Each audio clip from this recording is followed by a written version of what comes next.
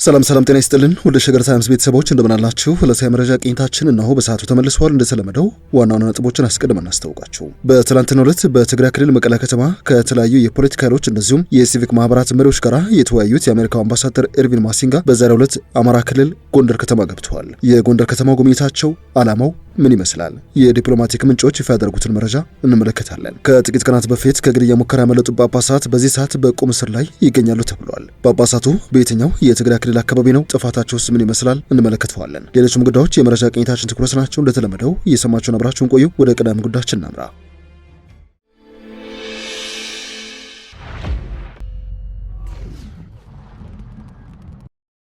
በትናንትናው ዕለት በትግራይ ክልል መቀለ ከተማ የሥራ ጉብኝት ያደረጉት የአሜሪካው አምባሳደር ኤርቪን ማሲንጋ በዛሬው ዕለት በአማራ ክልል ጎንደር ከተማ ገብተዋል። የጎንደር ከተማ ጉብኝት ዓላማ ምን ናቸው? የዲፕሎማቲክ ምንጮች ይፋ ያደረጉትን መረጃ እንደሚከተለው እናገራቸው። በኢትዮጵያ የአሜሪካን አምባሳደር ኤርቪን ማሲንጋ የሚመራው የልዑካን ቡድን በጎንደር ከተማ በከፍተኛ መንግስት ባለስልጣናት አቀባበል ተደርጎለታል። የጎንደር ከተማ ከንቲባ ቻላቸው ዳኘው እንደዚሁም የአማራ ክልል ከፍተኛ አመራሮች፣ የጎንደር ዩኒቨርሲቲ ፕሬዝዳንት አስራት አጸደውን ጨምሮ ሌሎች የሥራ ኃላፊዎች አቀባበል አድርገውላቸዋል። አምባሳደር ኤርቪን ሆሴ ማሲንጋ የንግድ ዲፕሎማሲ ለማስፋፋት የሰላምና የመረጋጋትን አስፈላጊነት ለማጉላትና የአሜሪካ የውጭ እርዳታ ሊለካ የሚችልበት ውጤት እንዲያመጣ ለማረጋገጥ ያለመ ጉዞ ማድረጋቸውን የተሰማው የአማራ ክልል መገናኛ ብዙሃን እንደዘገበው ከሆነ ማሲንጋ በጎንደር ቆይታቸው ከከተማ አስተዳደሩ የሥራ ኃላፊዎች ጋር በተለያዩ ጉዳዮች ዙሪያ እየተወያዩ እንደሚገኝ ዘግበዋል። የልዑካን ቡድኑ የጎንደር ዩኒቨርሲቲ እየሰራቸው ያሉ ተግባራትና የፋሲል የጎንደር አብያተ መንግስታት ታሪካዊ ቦታዎች ደግሞ አምባሳደሩ ይጎበኛቸዋል ከተባሉ አካባቢዎች መካከል ይገኙበታል። ጉዳዩን በቅርበት የሚከታተሉ የዲፕሎማቲክ ምንጮች በተለይም እንደ ጎንደር ባሉ በባህል የሚታወቁ በታሪክ የጎላ ስፍራ ያላቸውና በፖለቲካ መስኩ ደግሞ ስስ ወደሆኑ ከተሞች የሚደረጉ ዲፕሎማሲያዊ ጉብኝቶች አብዛኛውን ጊዜ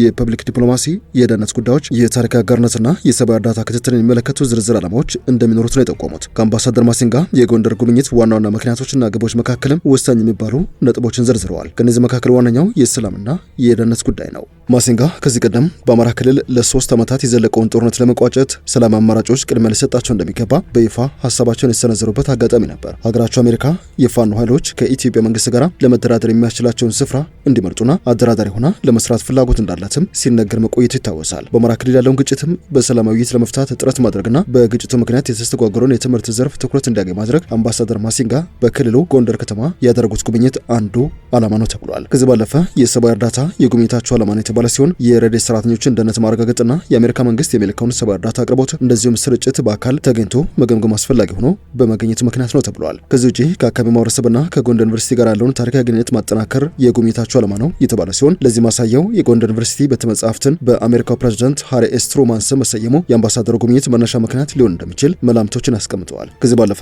ሀገራቸው አሜሪካ ኢትዮጵያን በተመለከተ ወደፊት ትቀይሳቸዋለች የሚባሉ ፖሊሲዎችን እንደዚሁም ድጋፎችን በተሻለ መልኩ ለመቅረጽ እንዲቻል ከክልሉ አመራሮች፣ ከሃይማኖት አባቶችና ከህዝቡ ቀጥተኛና መሬት ላይ ያለ መረጃዎችን በአካል ተገኝቶ ለማሰባሰብም ዓላማ ሰንቆ ሊሆን እንደሚችል የዲፕሎማቲክ ምንጮች ይፋ አድርገዋል። አምባሳደሩ በትናንትናው ዕለት በትግራይ ክልል መቀለ ከተማ በነበራቸው ቆይታ በርካታ አነጋጋሪ ጉዳዮች ተነስተው ነበር። ከእነዚህ መካከል አሜሪካ አምባሳደሯን መቀሌ ላካቸው በህወሓት አመራሮችና በቤተሰቦቻቸው ላይ የቪዛ እገዳ ከጣለች በኋላ ለመጀመሪያ ጊዜ መሆኑ የሚዘነጋ አይደለም። ከዚህ ባለፈ ጉብኝቱ የተካሄደው አምባሳደሩ በትግራይ ክልል የፖለቲካ ውጥረት ምክንያት ቀደም ሲል ወደ መቀለ ሊያደርጉት የነበረውን ጉዞ ካራዘሙ 3 ሳምንት በሞላ ጊዜ ውስጥ ነው ተብሏል። የዚህ መነሻ ምክንያቱ ደግሞ በአምባሳደሩ ላይ የደህንነት ስጋት በመጋረጡ ምክንያት ነው። ለዚህም ነው ማሲንጋ በትናንትናው ዕለት ከህወሓት አመራሮች ጋር ለመወያየት ወደ አዳራሽ ለመግባት ሲዘጋጁ ፊታቸው ተኮሳትሮና ደስተኛ ሳይሆኑ ታይቷል የተባለው።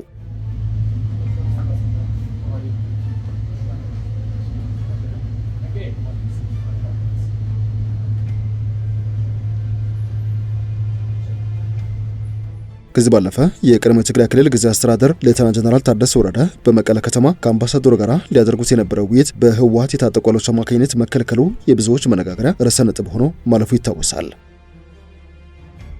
የዕለቱ የመረጃ ቅኝታችን እንደቀጠለ ይገኛል። በአክሱም ከተማ የግድያ ሙከራ እንደተፈጸመባቸው የተነገረው 2 ሊቃነ ጳጳሳት የቁም እስር ላይ እንደሚገኙ የቅርብ ሰዎቻቸው መናገራቸውን ቢቢሲ ዘግቧል። ከኢትዮጵያ ኦርቶዶክስ ተዋሕዶ ቤተክርስቲያን በተነጠሉ አባቶች የተቋቋመው ራሱን የመንበረ ሰላማ ከሳቴ ብርሃን ላዕላይ ቤተ ክህነት ብሎ የሚሰየመው ኃይል 2 ሊቃነ ጳጳሳት በጸጥታ አካላት ጥበቃ ስር የሆኑት ከቅዳሜ ሐምሌ 4 ቀን 2018 ጀምሮ እንደሆነ ነው ዘገባው ያተተው። የዜና ምንጩ በጉዳዩ ላይ ከክልሉ ማዕከላዊ ትግራይ ዞን ዋና አስተዳዳሪ ሺሻይ ግርማና የአክሱም ከተማ የሰላምና የደህንነት ቢሮ ኃላፊ ቴዎድሮስ በየነ አስተያየት ለማግኘት አደረኩት ያለው ጥረት አልተሳካም። ቤተ ክህነቱ ባለፈው ሳምንት ረቡዕ ዕለት ባወጣው መግለጫ ብፁዕ አቡነ ናትናኤልና አቡነ አረጋዊ የተባሉ አባቶች መኖሪያ ቤት ላይ ተኩስ መከፈቱን ገልጾ ነበረ። ድርጊቱንም የግድያ ሙከራ ሲል ነበረ ገልጾት የነበረው። ከዚህ ክስተት በኋላ ለዜና ምንጮች አስተያየት ሰጥተው የነበሩት አቡነ ናትናኤል ሰኞ ሰኔ 9 ቀን ሌሊት 6 ሰዓት ተኩል ተኩስ መከፈቱን ተናግረው ነበረ። በተለይ አቡነ አረጋዊ ማረፊያ ክፍል የሚገኝበት ህንፃ ላይ አርፎ በተወሰነ መልኩም ህንፃው ነደው ግማሽ ብሎኬት ተገንጥሎ ወድቋል ሲሉም ነበረ ሁኔታውን አብራርቶ የነበሩት። የአክሱም ከተማ ፖሊስ ከዚህ ክስተት ጋር በተያያዘ 3 ተጠርጣሪዎችን በቁጥጥር ስር መዋሉንም መግለጹ አይዘነጋም። የከተማዋ የወንጀል ምርመራ ኃላፊ አሰፋ ገብረ ማርያም በተደረገው ማጣራት ድርጊቱ በሊቃነ ጳጳሳት መኖሪያ ቤቱ ጥበቃ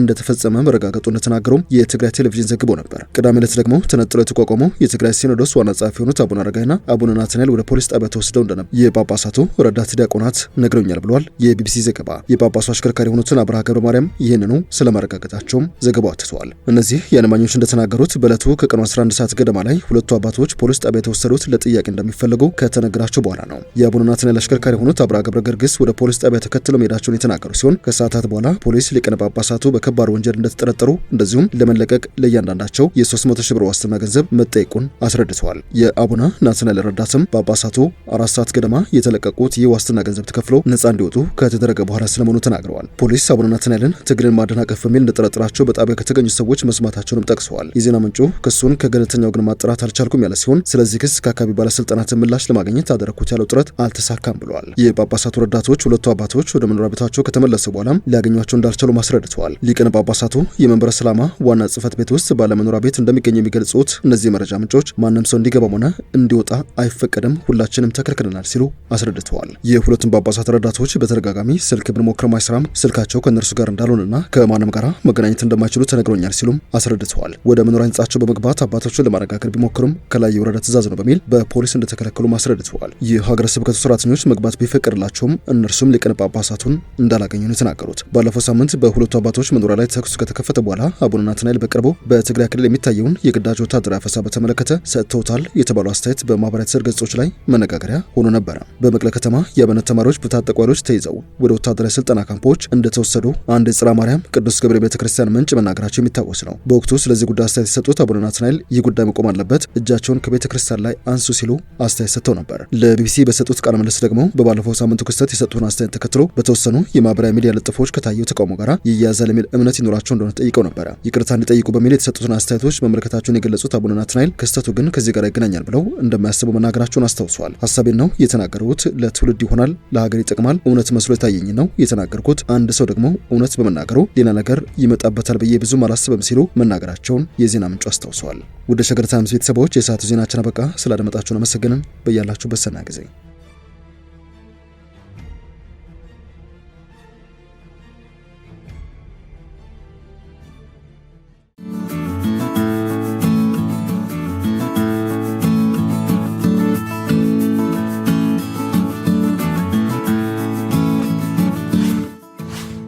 ሸገር ታይምስ ሚዲያን ሰብስክራይብ በማድረግና ደወሉን በመጫን ይከተሉን።